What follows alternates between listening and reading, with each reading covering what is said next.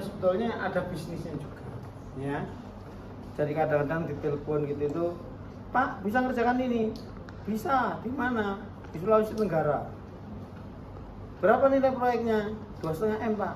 Lumayan, ya. Gitu. Ilmu itu mahal ya.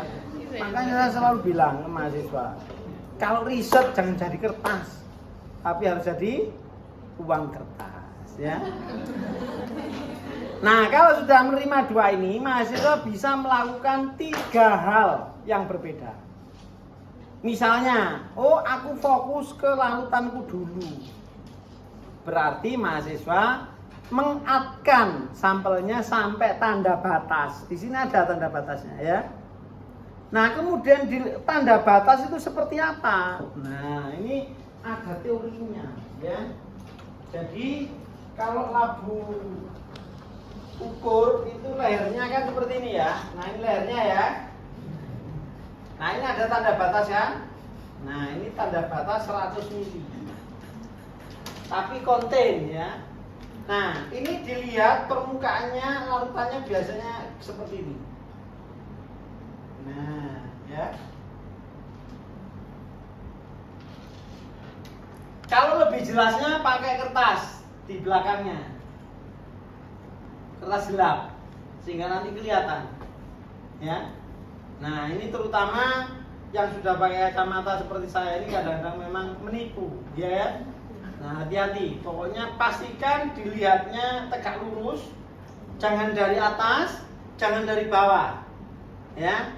Nah, jadi harus betul-betul jangan dibawa loh ya, labu ukurnya.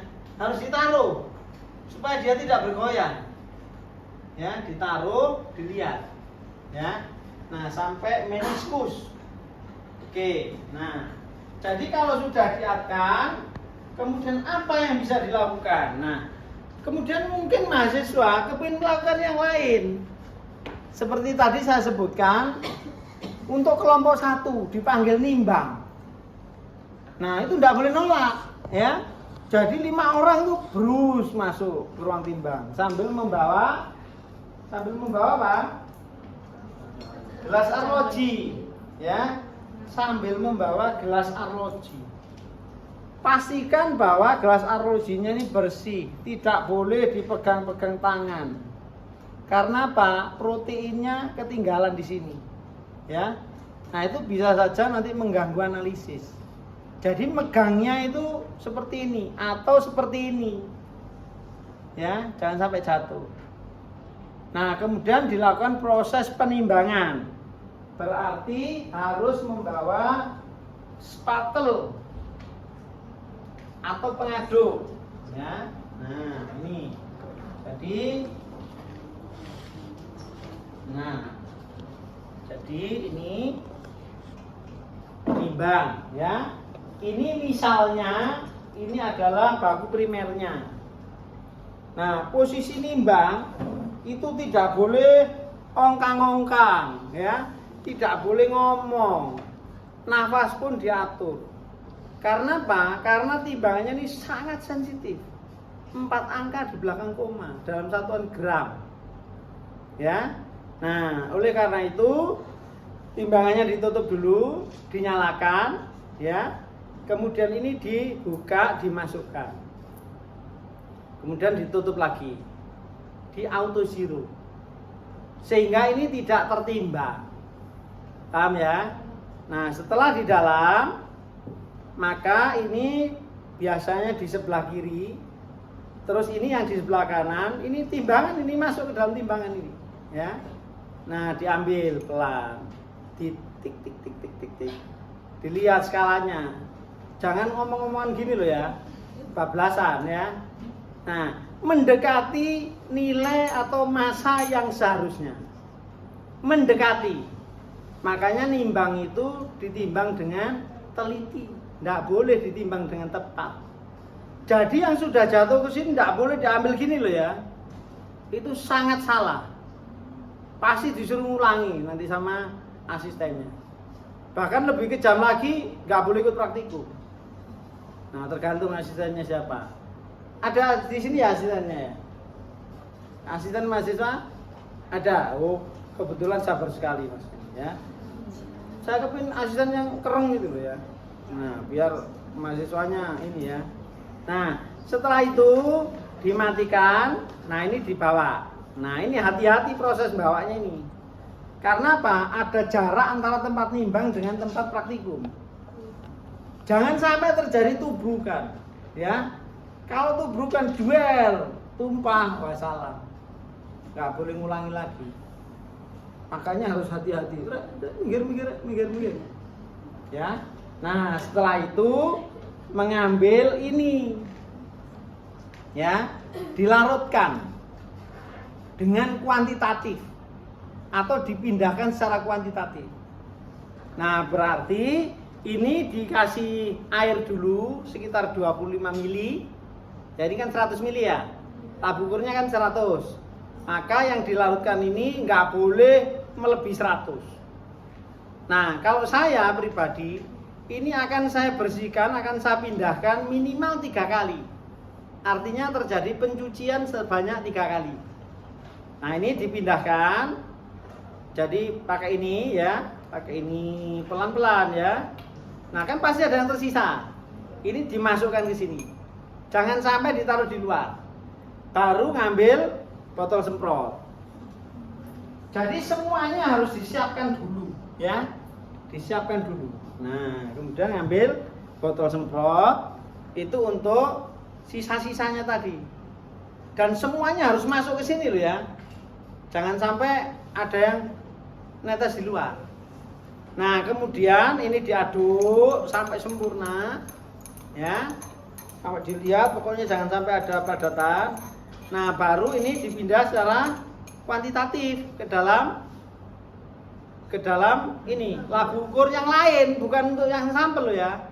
Untuk yang standar primer. Ini tadi kan yang sampel. Nah, berarti pakai labu ukur yang lain ya. Pakai labu ukur yang lain. Dan labu ukurnya ini apakah harus kering? Apakah harus kering? Ya tidak, kan nanti toh ditambah air kan? Bener ya? Jadi labu ukur itu tidak harus kering. Kemudian labu titrasi juga tidak harus kering. Tapi yang jelas harus dibilas dengan aquades. Ya. Nah, jangan sampai nanti ini apa pipet volumenya harus kering apa tidak? Ya enggak juga. Asalkan nanti dibilas dengan sampel. Nah, coba ini urutannya ya. Jadi ini tadi larutan standar sudah jadi, ya kan? Kok standar? Ini sampelnya sudah jadi. Nah, sekarang standarnya. Nah, dari sini dipindahkan ke situ tadi menggunakan ini. Nah, tapi ingat ya, ini harus sudah bersih, tidak harus kering. Ya, nah ini dibuka, kemudian ini dimasuk, ini juga harus bersih, ya tidak harus kering, ya. Nah kemudian dimasukkan. Nah teknik memindahkannya, ya teknik memindahkannya, ini ditempelkan, kemudian ini dituang, ya. Nah seperti ini. Nah ini kan habis kan? Tapi kan masih ada sisa di sini. Nah, ini jangan sampai lepas ini. Masukkan lagi ke sini. Ditambahi lagi 10 mili misalnya. Diaduk lagi. Dimasukkan lagi posisinya. Sampai minimal 3 kali. Nah, kalau sudah 3 kali atau 4 kali itu artinya semua larutan standar primernya tadi, zat standar primernya sudah masuk ke dalam labu ukur. Nah, kemudian tadi kan lewat corongnya. Mungkin saja dia juga tertinggal di corong. Nah, ini dibilas dulu pakai air yang dari sini. Di sepanjang corongnya. Tapi jangan sampai melebihi 100 mili. Ya. Nah, baru ini diambil, ditaruh di sini. Nah, pokoknya yang berhubungan dengan sampel itu jangan sampai ditaruh ke sana kemari. Ditaruh di sini, ini ditaruh sini. Nah, ini kemudian ditambahi sampai sekitar 1 cm di bawah tanda batas. Ya. 1 cm di bawah tanda batas. Nah ini biasanya di pinggir-pinggirnya ini kan ada airnya nih ya. Nah ini harus dibersihkan. Ini ambil kertas tisu yang tahan tarik tadi ya, dipanjangkan sampai sini, dipegangi kertas tisunya, kemudian dibersihkan. Jangan sampai menyentuh larutannya. Ini hanya membersihkan dindingnya tok. Ya. Nah, terus setelah itu diatkan pakai ini pelan-pelan lewat dindingnya. Pelan-pelan ya. Sampai tanda batas tadi. Kemudian ditutup. Nah, dihomogenkan. Nah, berarti ini kita sudah menyiapkan standar baku primer, juga menyiapkan sampel. Etiketnya jangan sampai lepas. Ya. Makanya harus betul-betul dilem atau diopol lah, ya. Pokoknya jangan sampai lepas. Nah, berarti langkah berikutnya apa setelah ini? Kalau ini sudah siap. Ini sampelnya sudah siap, ini sudah siap. Nah, berarti harus dilakukan apa? Bisa dilakukan pembakuan, bisa juga dilakukan penentuan sampel. Berarti yang nimbang duluan itu biasanya melakukan pembakuan. Tapi yang nimbangnya belakangan menentukan sampelnya dulu juga tidak apa-apa. Nah, langkah berikutnya adalah menyiapkan buretnya. Nah, langkah berikutnya menyiapkan buretnya. Hati-hati ya, ini berat. Nanti kalau ini lepas kena kaki bisa wassalam ya. Nah, menyiapkan buretnya. Jadi statifnya ini diatur sedemikian rupa sehingga posisi buretnya itu di tengah-tengahnya. Jangan sampai yang diikat oleh statif itu ujung atasnya atau ujung bawahnya. Ya, harus tengah-tengah. Nah, ini dipasang. Nah, ini kira-kira dulu kita lihat ya. Dipasang. Kemudian berikutnya adalah mencuci buret. Mencuci buret. Nah, mencuci buret ini artinya membersihkan bagian dalamnya sehingga nanti tidak nampak air yang nempel-nempel di bagian dalamnya. Kan itu loh, kaca mobil kena air hujan itu kan kadang-kadang pelunok-pelunok gitu kan ya. Nah, itu jangan sampai seperti itu. Caranya bagaimana? Caranya ini ditutup dulu, dimasukkan air, bisa juga pakai ini. Pakai pembersih yang panjang itu bisa. Kalau punya ya. Kalau nggak punya ya pastikan bahwa itu sudah bersih dan buangnya itu harus lewat sini. Jangan sampai buang gini. Nah, kenapa? Karena kalau membuangnya begini, takutnya yang bagian di sini tidak bersih. Ini kan ada satu ruangan ini di bawah kerannya ini, ya kan? Nah, dicuci berkali-kali sampai yakin bersih. Kalau sudah bersih, maka terakhir dibilas dengan Aquades. Oke, dibilas dengan Aquades terakhir. Kemudian ini dipasang. Ya, dipasang yang benar. Ini kan posisi tengah ya. Nah, dengan posisi ini sebelah kanan kita. Kemudian kita coba duduk. Kemudian kita ambil labu titrasi. Ya. Nah, dilihat posisinya. Nah, ini berarti kan kurang tepat ini, ya. Ini kan terganggu lininya. Nah, dibuat seperti ini, ya. Oke. Dipastikan ini kuat ya. Dipastikan. Jangan sampai setelah itu melorot, jrok, patah. Ya. Nah, oke. Nah, dipastikan bahwa posisinya ini. Nah, dipastikan bahwa posisinya ini masuk seperti ini. Sekitar segini. Ya. Tengah-tengah. Oke? Nah, kalau posisinya sudah tepat, maka ini diambil dulu. Ini tadi kan dibilas dengan apa? Aquades kan? Nah, harusnya ini dibilas dengan apa? Sampel. Bukan sampel, titran. Titran itu artinya standar baku sekunder yang harus dimasukkan ke buret. Sampel itu atau standar baku primer ini dimasukkan ke labu titrasi. Jangan sampai kebalik loh ya. Jadi titran masuk ke buret. Nah ini terakhir tadi kan dibilas dengan Aquades.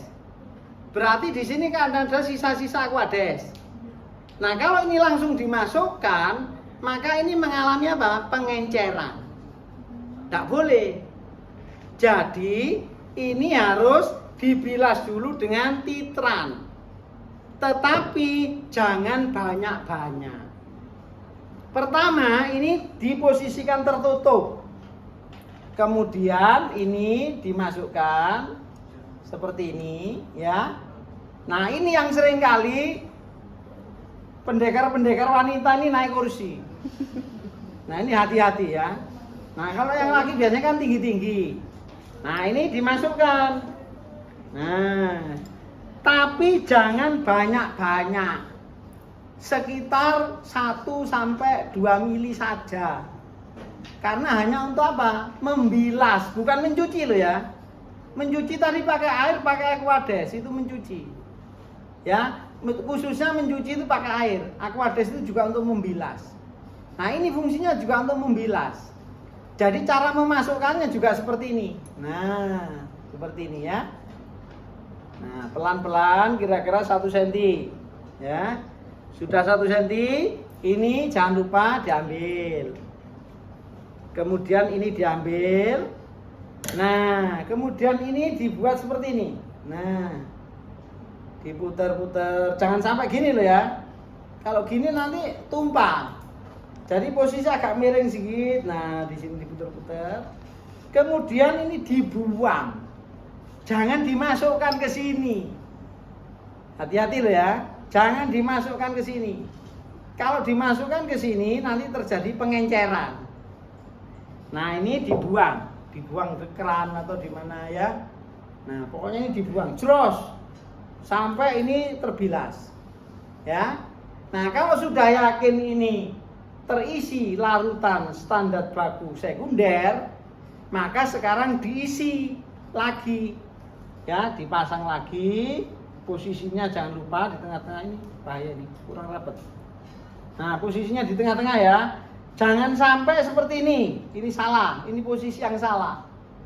Atau dia di sini misalnya di sini, itu juga posisi yang salah.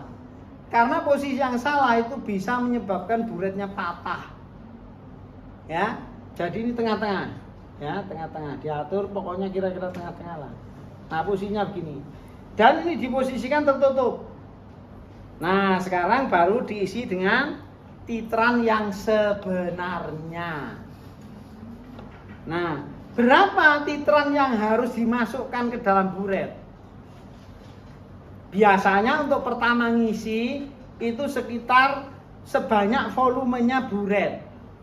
Buret yang digunakan itu biasanya kalau tidak bervolume 25 mili, ya bervolume 50 mili. Itu artinya diisinya itu harus melebihi angka 0. Jadi justru buret itu angka yang di atas itu yang paling kecil. 0. Karena apa? Karena pada saat menitrasi kan volumenya berkurang kan? Nah, nanti menunjukkan angkanya berapa yang dipakai. Jadi ini 0 sampai 50 atau 0 sampai 25. Nah, ini diisi oleh ini ya. Caranya ngisinya sama. Diisi sampai kira-kira 1 cm di atas 0 atau 2 cm di atas 0 ya. Nah, kenapa kok harus 1 cm di atas 0, harus dilebih? Kenapa? Karena di sini ada ruangan yang masih kosong. Di bawah keran ini kan tadi masih kosong. Nggak boleh loh ya. Sebelum titrasi pastikan bahwa ruangan di bawah keran ini harus penuh dengan titran. Nah, setelah ini jangan lupa ini dilepas. Ini yang sering terjadi, ini masih mendongkrong di atas. Kenapa kok ini harus dilepas? Karena ada titran yang masih nempel-nempel di sini. Nah, takutnya karena waktu kemudian dia netes ke bawah. Sehingga volume yang digunakan untuk titrasi lebih besar dari yang seharusnya. Ini dilepas. Kemudian ngambil ini bisa, ya, karena ini tadi kan sudah dibilas, pakai itu, ya, jadi supaya tidak terbuang. Tapi kalau misalnya yakin masih banyak, ya bisa saja pakai ini, dibuang. Ya. Nah, cara menurunkannya jangan fokus ke atas dulu. Fokus ke bawah supaya cairannya ini mengisi ruangan yang ada di bawah sini. Nah, caranya ini dibuka dengan cepat. Jros. Nah, gini. Dengan cepat. Jangan kelemek-kelemek pelan-pelan. Nah, kalau pelan-pelan nanti dia tidak akan terisi penuh. Nah, tadi di ini dibuka cepat, jros, langsung dibalikkan. Baru dicek, di bawahnya sudah penuh. Oke, sekarang dicek di sini. Oh, ternyata skalanya masih di atas 0. Nah, kalau masih di atas 0, maka harus dinolkan. Karena di atas 0 kan nggak ada skalanya. Nah, harus dinolkan, caranya begini. Ini diturunkan sampai masuk. Sampai masuk. Ya, kemudian ini diturunkan pelan-pelan sampai dia meniskus di 0.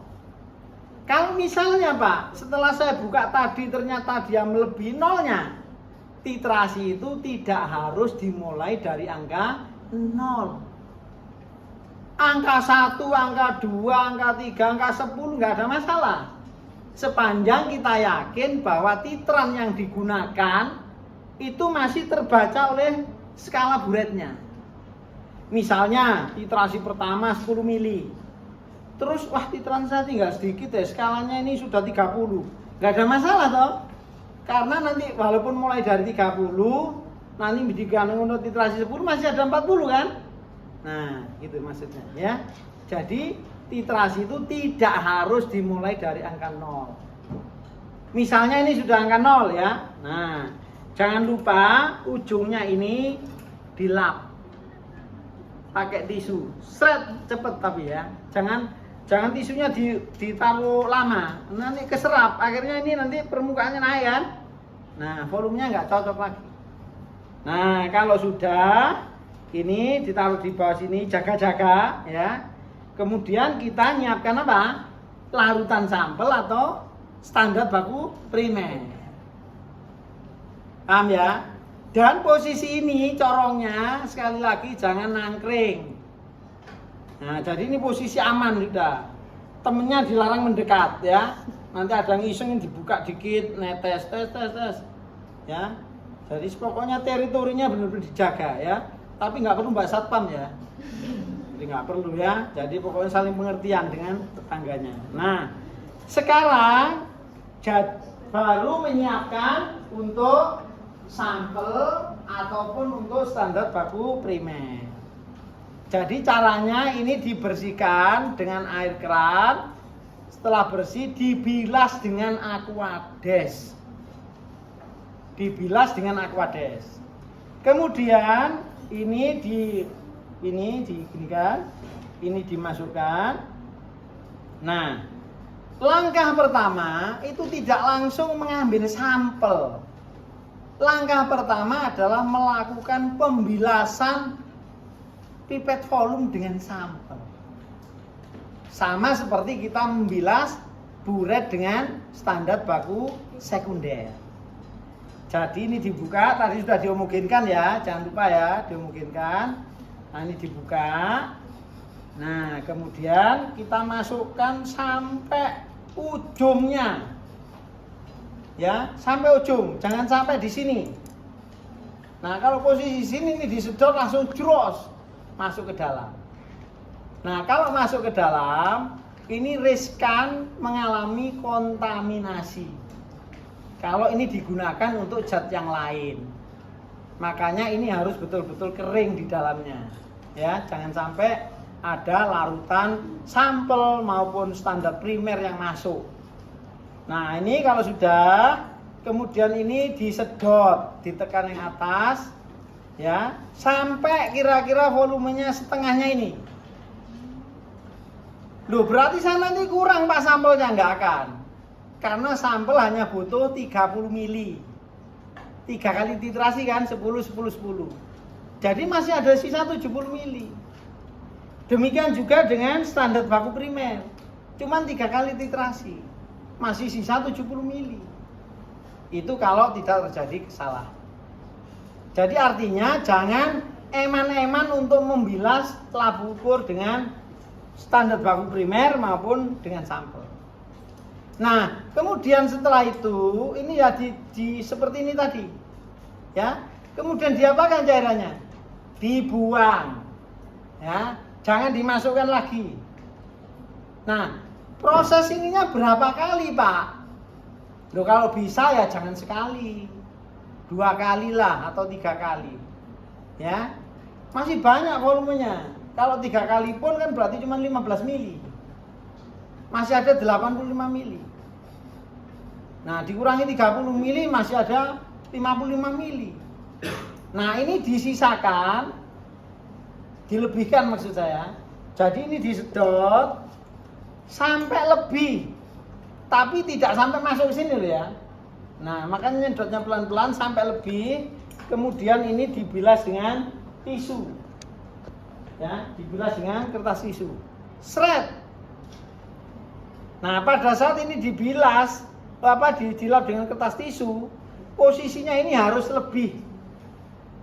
Nah, baru setelah itu sisanya yang lebihnya tadi dimasukkan lagi di sini. Kalau misalnya mahasiswa, loh Pak, kalau tak kembalikan ke situ saya takut ya Pak, nanti ada pengenceran apa nggak tahu dari mana. Kalau misalnya itu tak buang boleh apa enggak Pak? Boleh. Misalnya kita punya ini tadi, nah kemudian dibuang supaya tidak mengkontaminasi ini. Dibuang misalnya, nah posisinya gini tegak, diturunkan pelan-pelan sampai tanda batas. Nah setelah itu dimasukkan ke dalam labu titrasi. Dan memasukkannya di sini, ini juga pelan-pelan loh ya, jangan dilepas ininya. Nah ini ditekan pelan-pelan. Nanti setelah habis dihitung sekitar 10 detik. 1, 2, 3, tapi jangan keras-keras ya. Ya, pokoknya dalam hati aja sampai 10 sudah diambil, tidak boleh ditiup loh ya. Tidak boleh ditiup sekali lagi. Nah, berarti sekarang sampel atau standar baku primer sudah ada di sini. Ya kan? Nah, baru ditambahi indikator. Kalau titrasi asam basa berarti ditambah PP. Nah, kalau titrasi pertama kita pakai 2 tetes, maka yang berikutnya harus sama 2 tetes. Supaya tidak terjadi variasi jumlah indikator. Kalau pertama 3 tetes, ya berikutnya 3 tetes. Nah, setelah itu dilakukan yang namanya proses titrasi. Nah, ini diambil. Ya, kemudian ditutup, jangan lupa ditutup kembali. Karena kan bisa saja zat-zat lain masuk, ya kan? Debu dan sebagainya. Ya. Apalagi kalau dekat temen yang suka ngomong, ya kan? Nah, amoniaknya bisa masuk semua ke situ, ya. Nah, jadi ditutup. Nah, kemudian dilakukan proses titrasi. Nah, proses titrasi itu tempat waktu duduknya pun juga dinilai oleh asisten ya. Jadi titrasi itu harus melibatkan 2 tangan. Ya. Jadi tangan kiri itu memegang buret. Ini posisinya. Kenapa harus seperti ini? Supaya ini tidak lipas ke sana. Nah, seringkali ada mahasiswa karena tidak ngerti, karena tidak sabar, megangnya begini. Wah, ini lepas gerojok, iya kan? Pasti gagal. Jadi tangan kiri memeluk buret, tangan kanan memegang leher, pantat digoyang. Maksudnya pantatnya ini labu titrasi. Nah, saya jadi ingat beberapa puluh tahun yang lalu, banyak mahasiswa kedokteran dari Malaysia ke sini. Nah, waktu saya praktekkan begini, karena dia tidak paham, bukan pantatnya ini labu titrasi yang goyang, tapi pantatnya mahasiswa. Ya. Nah, jadi ini bukanya pelan-pelan, ya. Bukanya pelan-pelan, tetes demi tetes. Nah, ini diaduk seperti ini. Nah, ini ada mahasiswa yang ditetes nunggu dulu baru diocok-ocok, salah loh ya. Salah. Nah, untuk memperjelas perubahan warna indikator, biasanya di bawahnya diberi alas putih. Ya, apalagi titrasi asam basa itu kan dari tidak berwarna menjadi sangat merah muda. Sangat merah muda. Nah, titik akhir titrasi itu ditandai oleh perubahan warna indikator yang lama. Jadi kalau awal-awal titrasi dia tuh netes langsung hilang, netes hilang, netes hilang, netes hilang gitu. Nah, itu tetap konsisten ini dipegang ya, walaupun dia netes sendiri. Jangan sampai lepas. Ada mahasiswa yang titrasi itu sambil gini. Nah, gini. Jadi eling-eling mambengi nonton film, ya kan? Nggak boleh ya. Jadi titrasi itu harus tangan dua yang aktif dan konsentrasi. Jangan melihat atas. Karena atas itu nanti otomatis terbaca setelah titrasi selesai. Gak usah diperhatikan. Tapi ada anak-anak yang cerdas, itu biasanya awalnya digerocok. Tapi saya nggak nyarankan loh ya. Saya nggak nyarankan. Itu dulu saya lakukan, tapi salah ya. Jangan ya. Itu untuk mengetahui kira-kira nanti volumenya berapa.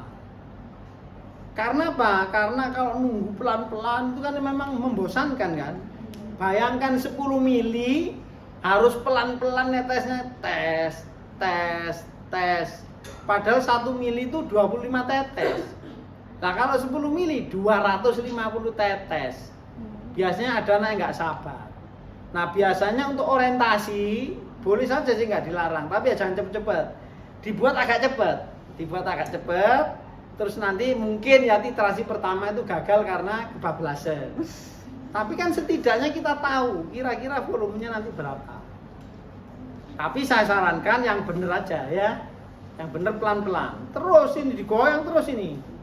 Nah, itu nanti kalau sudah mendekati titik akhir titrasi, maka warna indikatornya itu hilangnya lama. Jadi bukan ditetes hilang enggak gitu, tapi tetes masih ada. Terus jatuh. Nah, kalau nanti sudah sangat mendekati, maka ini ditutup.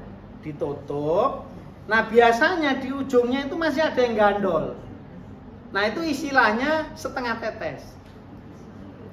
Nah, apakah setengah tetes itu harus dijatuhkan dengan cara membuka ini? Bisa kebablasan. Nah, caranya bagaimana? Ambil ini senjatanya, botol semprot.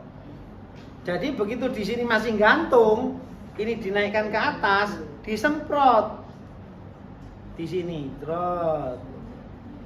Loh, apakah penambahan air tidak berpengaruh, Pak? Ya tidak, kan tadi saya bilang, yang dititrasi itu jumlahnya. Jadi kalau di dalam ada 5 ikan, walaupun dikasih 1 liter, 2 liter, 3 liter, ya ikannya tetap 5 kan. Nah, tapi ya jangan banyak-banyak. Jangan sampai ditambah air sampai meluap, ya jangan, ya salah ya. Nah, gitu loh. Jadi yang wajar-wajar saja. Nah, begitu ditetesi ini, kemudian di sini dilihat ternyata belum merah muda, berarti kurang, iya kan? Nah, dikembalikan lagi ke sini, ini dibuka pelan-pelan saja sampai dia tidak sampai netes. Kemudian diulangi lagi disemprot. Paham ya? Nah, karena kalau dia netes nanti kebablasan. Nah, gitu ya. Nah, kemudian kalau sudah berwarna merah muda dan stabil lebih dari 10 detik atau 30 detik berarti sudah tercapai titik akhir titrasi. Pertanyaan saya, itu yang benar titik akhir titrasi atau titik ekivalen?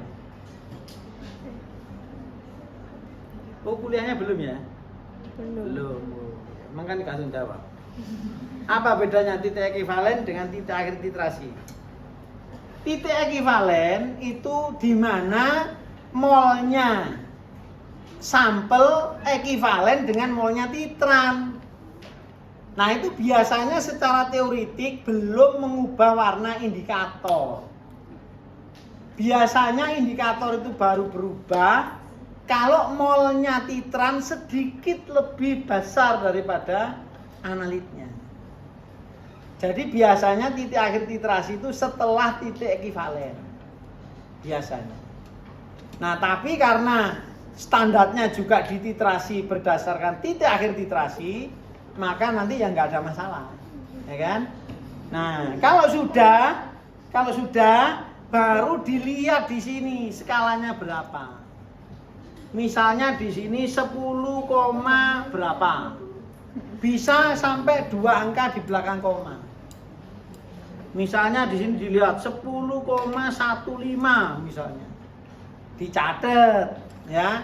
Jadi nanti di dalam jurnalnya itu ada tabel volume sampel, normalitas sampel, volume titran, normalitas titran. Berarti nanti volume sampelnya di sini berapa? 10,0. Karena kuanti. Ya. Jadi 10 salah loh ya.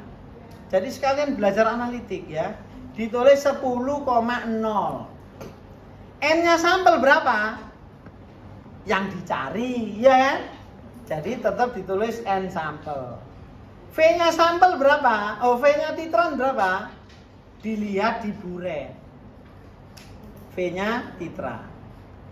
Terus N-nya titran berapa? Lah kalau sudah distandarisasi dengan standar baku primer, baru diketahui N-nya titran. Paham ya? Nah, makanya kalau sudah dapat seperti tadi, mahasiswa boleh memilih pekerjaan apa yang dilakukan dulu. Apakah mengadkan sampelnya, apakah menimbang standar baku primer kemudian diadkan, apakah kemudian titrasi standar baku primer atau titrasi sampel. Yang jelas jangan sampai keliru memasukkan ke dalam tabel. Kadang-kadang mahasiswa karena sudah bingung pada saat titrasi sampel, datanya dimasukkan ke standar, ke standarisasi misalnya. Atau sebaliknya, dia melakukan standarisasi, tapi angka-angkanya dimasukkan ke penentuan sampel. Ya, jangan sampai keliru. Nah, dari situ nanti akhirnya kita bisa menentukan N-nya sampel. N-nya loh ya, N. Karena kita pakai rumus V1 N1 sama dengan V2 N2. Nah, kemudian dilihat asam asetat, berarti asam berbasa 1 atau asam monoprotik. Berarti normalitas sama dengan molaritas, ya kan? Nah, berarti N sama dengan M. Untuk mengubah ke persen berat per volume bagaimana? Untuk asam asetat. Dari M diubah menjadi berat per volume. M ini diubah menjadi persen berat per volume. Persen berat per volume itu artinya apa? Persen berat per volume itu artinya apa? Loh, nggak tahu. Persen berat per volume itu artinya gram per 100 mili. Lah padahal M itu apa? Mol per liter. Nah, bagaimana cara mengubah mol menjadi gram? Mol menjadi gram? Loh, kok nggak tahu? Loh, ini semester 4 loh. Tak kembalikan ke kelas 10 loh. Jembatan keledai itu loh. Kalau sudah diketahui mol dibuat jadi gram diapain? Dikalikan? MR, pinter. Berarti ini dikalikan MR asam asetat. Sehingga ketemu apa kalau dikalikan MR asam asetat? Ketemu gram per liter kan? Iya kan? Atau gram per 1000 mili kan? Nah, padahal yang diminta gram per 100 mili. Berarti diapain lagi? Dari 1000 dijadikan 100, berarti diapain? Dibagi 10 atau dikalikan 100 per 1000. Jadi ini dikalikan MR asam asetat dikalikan 100 per 1000. Sehingga di sini nanti ketemu persen berat per volume. Paham ya? Jadi untuk asam asetat setelah ketemu molaritasnya nanti dikalikan MR-nya, kemudian dikalikan 100/1000. MR-nya asam asetat nanti diketahui, ya, nanti ditunjukkan. Karena selain mahasiswa melakukan praktikum, maka nanti analis juga melakukan praktikum. Karena untuk memastikan bahwa yang diberi sampel itu sudah benar. Jadi nggak sekedar mahasiswa dikasih sampel loh ya. Analisnya juga ikut praktikum. Saya dulu waktu menjadi asisten mahasiswa juga ikut titrasi. Gitu loh. Nah, titrasinya analis itu dianggap lebih benar dari mahasiswa. Jadi nggak usah protes ya. Ya, karena mereka kan sudah pengalaman ya. Nah, dari penjelasan saya tadi, mana kira-kira yang masih belum jelas? Kayaknya sudah jelas ya. Ya. Nah, tak ulangi lagi. Ini yang penting-penting ya. Buret dibilas dengan apa? Aquades. Setelah Aquades, Titran. pinter. Labu titrasi dibilas dengan apa? Aquades, dan tidak harus kering. Karena ada anak mahasiswa yang ngeyel, ya, karena pemahamannya dia dibersihkan dengan tisu. Akhirnya apa? Tisunya merotoli di dalam. Nah, malah salah titrasinya. Ya, yang benar itu dibilas dengan Aquades, tidak harus kering. Oke? Pinter. Pipet volume dibilas dengan apa? Setelah Aquades, sampel atau baku primer. Paham ya? Baku primer dibilas dengan apa? Aquades saja. Aquades saja. Sampel dilarutkan dengan apa? Aquades, jangan air keran. Ya. Karena di tahun-tahun yang lalu itu saya sangat hafal, biasanya praktikum pertama itu banyak salah, ternyata apa? Ternyata sampelnya dilarutkan dengan air keran. Ya. Nah, pertanyaan saya, Aquades yang bagaimana yang bisa mengganggu analisis?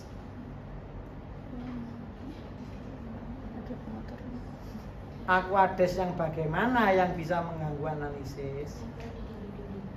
Yang pH-nya tidak netral. Karena ini kan asam basa kan?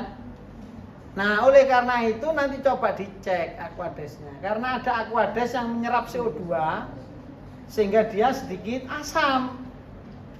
Loh, kalau Aquadesnya sedikit asam, maka nanti yang dititrasi itu lebih besar dari yang seharusnya kan? Karena di situ sudah ada H plusnya. Nah, kalau Aquadesnya basah, loh, nanti yang dititrasi ya lebih kurang daripada yang seharusnya. Karena apa? Basahnya tadi bereaksi dengan sampel. Paham ya? Nah, jadi sumber kesalahan alkalimetri itu banyak. Ya. Jadi selain penggunaan Aquades tadi yang diganti air keran, tapi Aquadesnya sendiri itu juga mungkin saja menyebabkan kesalahan. Kecuali kalau analisnya dengan mahasiswa menggunakan Aquades yang sama persis. Karena sudah terkalibrasi oleh analisnya. Paham ya? Nah, itu loh. Ya. Jadi sudah paham ya? Jadi bagaimana cara mencuci buret, mencuci labu ukur, kemudian tanda-tanda ya. Jadi alat-alat ukur di analitik yang sifatnya kuantitatif selain pipet volume, ini adalah buret. Pipet ukur itu tidak kuantitatif. Ya, hati-hati ya. Ini kuantitatif tapi contains. Jadi yang ada di dalam. Begitu ini dikeluarkan, maka volumenya lebih kecil daripada yang tertulis. Paham ya? Makanya untuk membuat lautan baku, untuk membuat larutan induk itu harus menggunakan labu ukur. Dan penulisannya harus 1 angka di belakang koma. Kalau buret bisa 2 angka di belakang koma. Paham ya? Jadi jangan sampai nanti ngambil sampelnya menggunakan pipet ukur. Tak boleh. Hanya saja kelemahannya pipet volume itu volumenya tertentu. Tidak semua volume bisa di cover oleh pipet volume. Karena pipet volume itu volumenya hanya 1 mili, 2 mili, 5 mili, 10 mili, 20 mili, 25 mili, 50 mili, dan 100 mili. Ya. Jadi kalau misalnya met 3 mili, bagaimana caranya? Apakah 1 mili 3 kali? Tidak boleh. Karena semakin banyak kita mengambil, tingkat kesalahannya semakin besar. Loh, terus pakai apa, Pak? Kalau saya butuh sampel 3 mili, pakai buret. Nah, buret adalah solusinya. Jadi angka-angka yang tidak tercover oleh pipet volume itu ngambil sampelnya menggunakan buret. Ya, paham? Sudah? Wis ya? Apalagi yang perlu ditanyakan? Yakin? Sudah paham? Saya coba nanti kalau praktikum salah tak marahin dulu ya. Ya, terutama ini masih nangkring. Ini yang sering terjadi. Ini masih nangkring yang pertama. Yang kedua, lupa ini masih kosong. Nah, itu yang kedua, yang sering diamati. Ya. Yang ketiga, ini titrasinya pakai 1 tangan.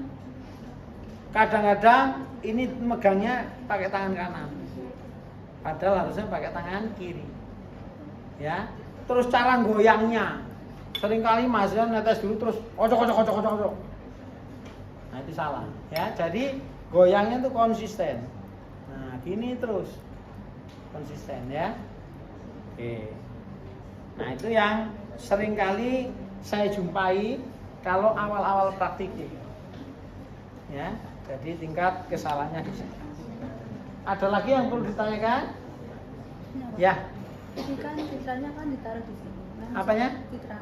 Oh, titranya. Iya. Nah, misal diganti gelas beker Enggak apa-apa. untuk menjaga agar Enggak apa-apa. Iya, lebih bagus.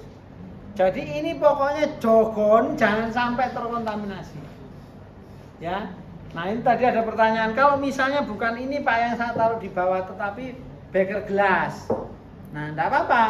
Enggak ada masalah, ya. Cuman nah ini diturunkan sedikit. Atau misalnya diturunkan ininya, ya. Atau ini diganjel misalnya. Pokoknya pastikan bahwa ininya nanti tidak keluar dari mulutnya ini. Ya, boleh. Jadi artinya ini wis pokoknya wadah sembarang kalir, ya. Nah, boleh. Sangat boleh. Apalagi, ya? Ya, diangkat aja. Ininya diangkat. Dari meja ditaruh di bawah. Oh. Nah, ginilah. Gini. Nah. Atau tapi ini berisiko juga ya. Hati-hati. Atau ininya yang diturunkan. Nah, diturunkan. Ini dinaikkan dulu, terus ini diturunkan. Pelan-pelan. Nah, jadi ini bisa digeser-geser ya. Nah. Soalnya saya terus terang khawatir saya.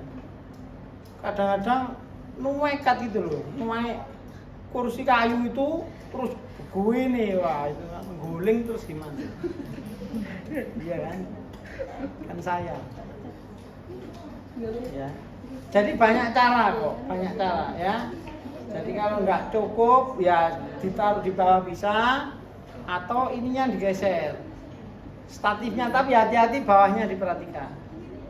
Ya. Nah, apakah boleh Pak pada saat pengisian itu posisinya seperti ini?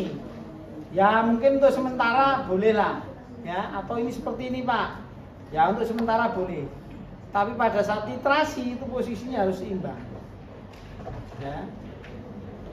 Dan pastikan ini benar ya, kadang-kadang nggak pas ininya. Nah, terus pastikan ini juga lurus dulu ya.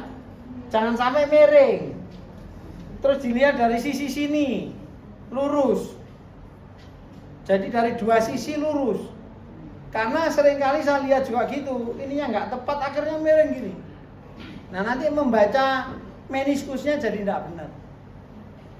Jadi ini dilihat dari sini lurus, dilihat dari sini lurus. Ya, oke. Ada pertanyaan? Atau tidak mengerti apa yang ditanyakan? Ya, berarti kita ketemu lagi untuk mulai praktikum masih 2 minggu lagi ya. Ya. Oke.